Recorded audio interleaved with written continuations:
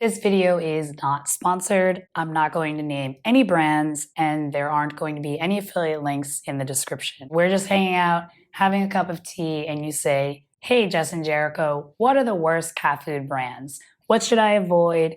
What are the solutions? How do I feed my picky cat? And what are your qualifications, by the way? So first, your cats are your cats and your responsibility. At the end of the day, you have to make the decision what to feed and what to avoid. You have a right to feed whatever you want to your cat, just like these pet food manufacturers have a right to produce whatever type of cat food they want. This is just information. What you do with that information is completely up to you. But the goal and mission of my channel is to help you feed your cats better, whatever that means for you. All the resources are included in the description. Always do your own research. Again, your cats are your cats, your responsibility. So it's also your responsibility as a cat parent to research and learn about cat nutrition because your cat's health depends on it. So what is the worst cat food? What are the worst cat food brands? Simplest way to explain this, if your only options are between dry food and wet food, consider all types of dry food the worst. Whatever wet cat food that says complete and balanced that you can afford is way better than all types of dry food, regardless of what the labels say, regardless of who makes it. Wet food is more appropriate for cats than dry food because wet food has an appropriate moisture content. Now, I hear you saying my cat drinks plenty of water, but the average cat eating dry food only would have to drink over 8 ounces of water every single day just to stay hydrated. I made a completely separate video for that. I'll put that in the top right corner and in the description below. Again, please look into these resources and look throughout the video for the top right corner. I'll put other videos that are related to what I'm talking about. Just remember, the most important nutrient is water. We are all made up of 70 to 80% water, and a loss of as little as 10 to 15% of water can lead to death.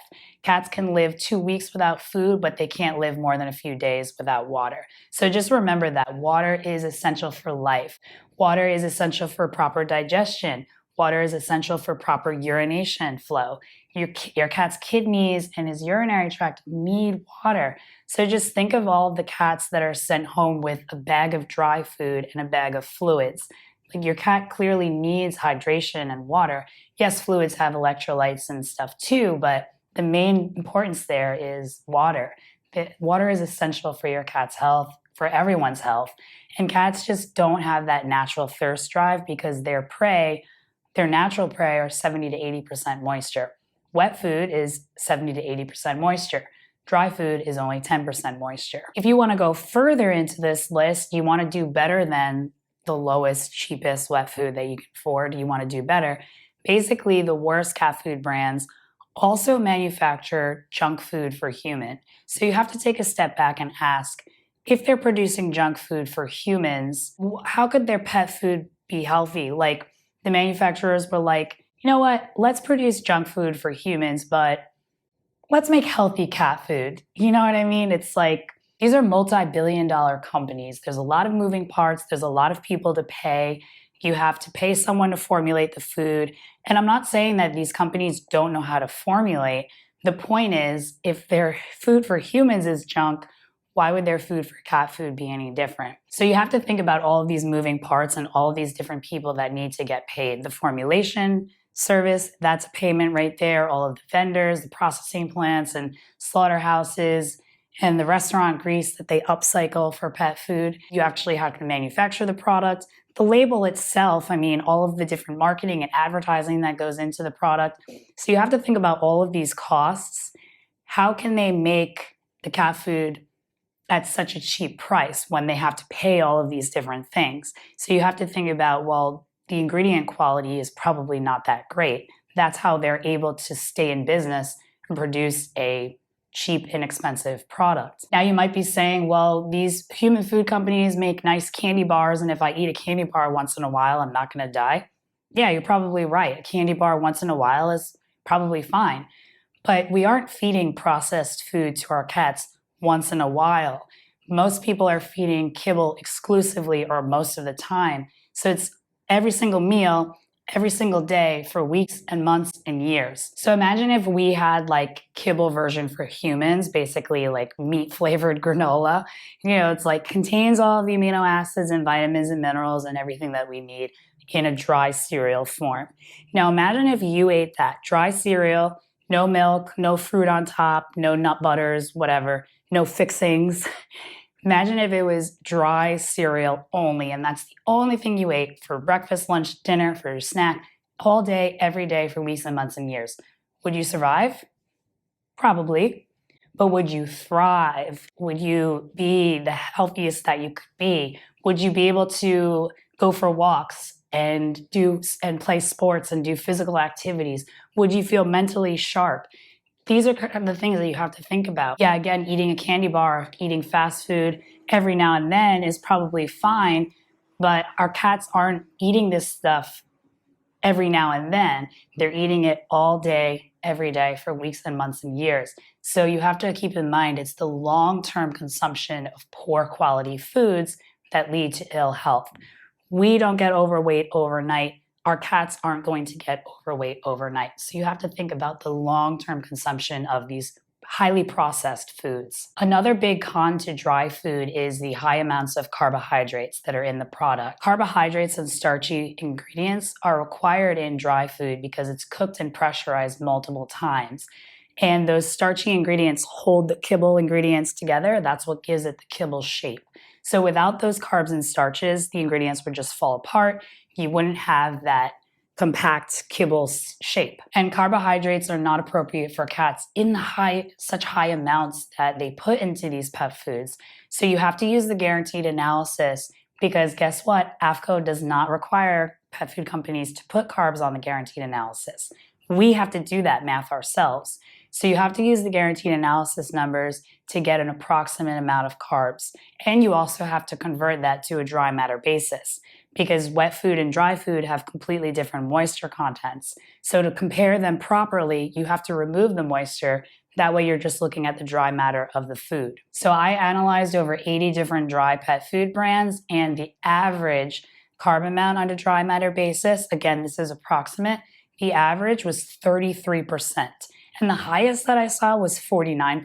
Now, the cat eats some plant material in his diet. Because they eat herbivores, they're going to eat the stomach contents of that prey, which is going to contain some pre-digested plant material. And this is beneficial. This is part of the cat's natural diet. But think of how tiny the stomach is in a mouse. It's only like 2% of the entire mouse's body. Then you have a dry food that's 33% carbs. And that's a really, really high, significant increase from the cat's natural diet. And this is an issue because carbohydrates actually promote hunger and weight gain. So as it is, kibble is already very low in meat-based protein, so the cat has to eat more of it for it to actually be nutritious. But then since it's high carbs, your cat's hungrier and hungrier as he eats it. The more carbs that go into the body, that break down into sugar, and then they get stored in the body as fat. Cats don't use carbs for energy. They use animal protein and animal fat for energy. So these high amounts of carbohydrates will lead to obesity. And obesity alone puts your cat at a much higher risk for so many serious health issues. Because you have to think about all of that extra weight that's pressing on the organs, like the lungs, that's going to affect your respiratory issues, and all of the other organs, and especially with carbohydrates breaking down into sugar, that's going to wreak havoc on the pancreas. It's going to wreak havoc on insulin, and that's why a lot of overweight and obese cats develop diabetes. Again, I've included resources in the description. Please look into them. A lot of veterinarians are taking a step back and realizing that these high carb diets are not suitable for cats and actually lead to a lot of serious health issues that can be prevented with the right diet. A lot of the worst cat food brands also rely on fancy label claims and eye-catching gimmicks. Even the FDA says this on their pet food label page. So things like the word premium. Yes, you and I have a definition for the word premium. We think that it means better quality, where you have premium gasoline that has higher octane levels. But in feed law, at least for AAFCO in the United States, there is no official definition for the word premium. If you go on AAFCO's website, it says, unlike premium gasoline that does have higher octane standards, premium pet food is not held to any different standards than any other pet food. So in the world of pet food labels and feed law, that word premium doesn't mean anything. They use that as a way to trick you into buying their product. Again, even the FDA says this. Another issue with the worst cat food brands is their meat ingredients. They use very low quality ingredients, and that includes meat meal and meat byproducts. Now, I hear you saying byproducts would be organs and bones, and those are super nutritious for cats. In an ideal world, yes, byproducts would mean organs and bones. However, again, on AAFCO's website, byproducts are listed as essentially leftovers from the human food industry. Now, I can go to my local grocery store and I can buy pigtails, turkey tails, pig feet, cow tongue, an entire lamb head, gizzards, liver, kidney, heart, backs, wings, necks. So if I can buy all of these organs and bones that are considered byproducts at my local grocery store, it's not a specialty meat place or a butcher shop, it's just a chain grocery store. I can buy all of these byproducts that are fit for human consumption at my grocery store. So what kind of leftovers from the human food industry are going into cat food? AAFCO also states that meat meals and meat byproducts that contain 4D meats, dead, diseased, dying, and disabled, are allowed in pet food as long as these ingredients are rendered. Rendered is when they subject the ingredients to high heat and high pressure. So that kills pathogenic bacteria. But what about the euthanasia drugs or the prescription drugs that are in these diseased animal systems? High heat and high pressure doesn't kill these drugs. And if we look further into the animal rendering industry, there's a CRS report for Congress that goes over how meat byproducts are rendered and then made into not only pet food, but actually human stuff, soaps, candles. So it's not only in pet food, it's also in human products as well. And the CRS report for Congress state that renderers convert dead animals and animal byproducts into ingredients for a wide range of personal care products.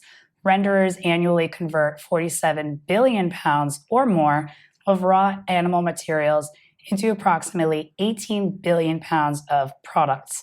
Sources for these materials include meat slaughtering and processing plants, those are the primary ones, but also dead animals from farms, ranches, feedlots, marketing barns, animal shelters, and other facilities, plus fats, grease, and other food waste from restaurants and stores. Now, of course, this is very scary stuff. No one wants to realize that they're feeding their cat potentially dead animals from an animal shelter. I completely understand, but think about it like this. Wouldn't you rather know so that you can make changes to feed your cat better? Because whether we want to believe it or accept it, it's happening. This is an official report that was sent to Congress on the animal rendering industry. So, and AAFCO itself, which makes the rules and guidelines for pet food manufacturers in the US to follow, they say it's allowed in pet food as long as it's rendered. So we have to take all of this information, and if you don't want to accept it, I'm sorry, it's still going to happen. So once you accept it, we can feed our cats better. There are so many different options that I have on my channel, but real quick, what to avoid. So for those of you that want to feed better, what's the worst? What do I avoid? Avoid dry food at all costs. Again, moisture is the most important nutrient, so avoid dry food. And when you're looking at the product name, avoid products that say with and flavor. So for example, with chicken or chicken flavor, you want to avoid those products because those are going to have less than 25% chicken. The better option would be chicken dinner, chicken platter, chicken feast, chicken recipe, chicken entree. Those words are going to be more than 25% chicken in the product. Again, these are based on AAFCO guidelines for the US. Avoid ingredients that are not specifically named. Mystery meats include meat byproducts. That's a mystery because meat could literally mean any type of meat. Byproducts could literally mean any type of byproducts. So you want to see, instead of that, you want to see lamb, lamb lung, lamb heart, lamb kidney, lamb spleen. In that situation, they're telling you the animal and they're telling you the byproducts that's used. Other inappropriate ingredients include corn, wheat, soy, any type of grain, potatoes. Additionally, there are certain colors like yellow 5, red 40. Those things are considered carcinogenic.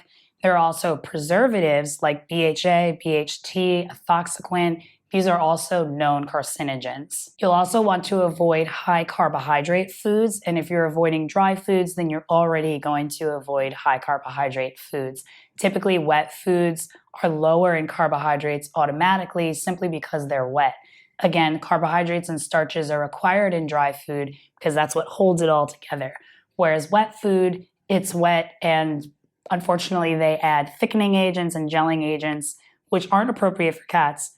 But when you're comparing high carbohydrates and some thickening agents with high moisture and appropriate meat ingredients, that's going to be better than high carbohydrate dry food. You may also want to avoid the highly mass-produced cat food brands. For example, you may not even know this, but a lot of the cat food brands that you see are owned by the same company. So they market it as a different brand and a completely different product, but it's actually owned and manufactured by the same company. So it's going to be very similar to the other brands that cat food company makes. Last year in 2021, there was a large manufacturing company that recalled 140 lots of dry pet food.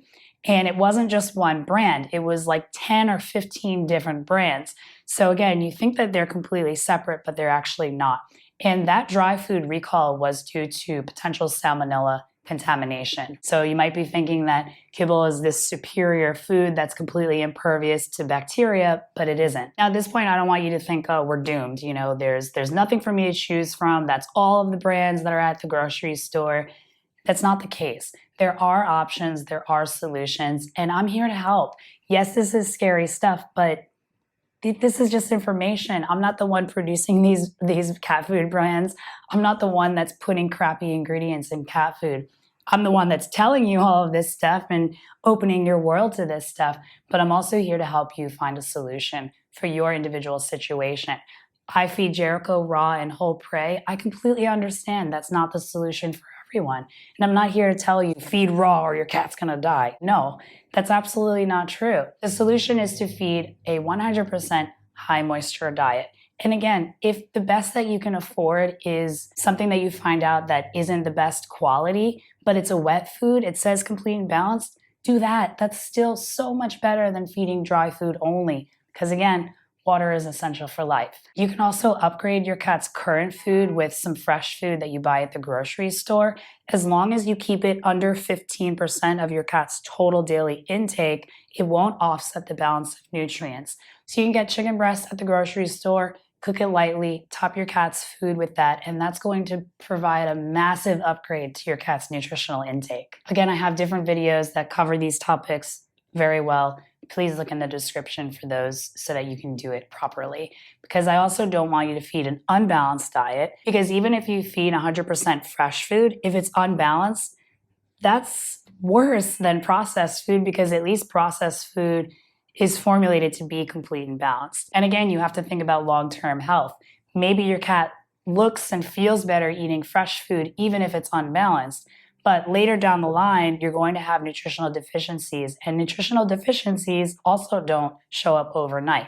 Some take months and maybe even years to show up. So you don't want to offer unbalanced nutrition, because even if it's 100% fresh food, unbalanced nutrition is going to have problems. So of course, naturally, you're wondering, what are my qualifications? I'm certified as a clinical pet nutritionist, and I've taken other courses in nutrition, and I've read multiple books. I've been studying this since 2017, and my education never ends. I'm continuously taking courses. I'm always reading articles and research papers, and I'm a supporting member of different organizations that have veterinarians that are interested in feeding a fresh food diet. So I have all of these connections, and I'm constantly learning every single day. I've also worked with over 400 cats professionally. I worked as a cat sitter and a dog walker for 3 years before I started my online business. And I've also been lucky to share my life with 12 cats, including Jericho. I'm not a veterinarian. I'm not a medical doctor. I just have no interest in practicing medicine. I'm more interested in nutrition. Additionally, I don't want to open up my own practice, because that's just not the field that I'm interested in. I prefer to have an online business where I can help people all around the world 24/7. And especially with YouTube, it's nice because I can automatically do subtitles, so people that don't speak English can still benefit from the information that I provide. But again, at the end of the day, regardless of qualifications and experience, your cat is your cat and your responsibility. Education is the best tool that you have. Please check out this playlist over Meow. It includes everything you need to know to feed your picky cat new and better food. Thanks for watching.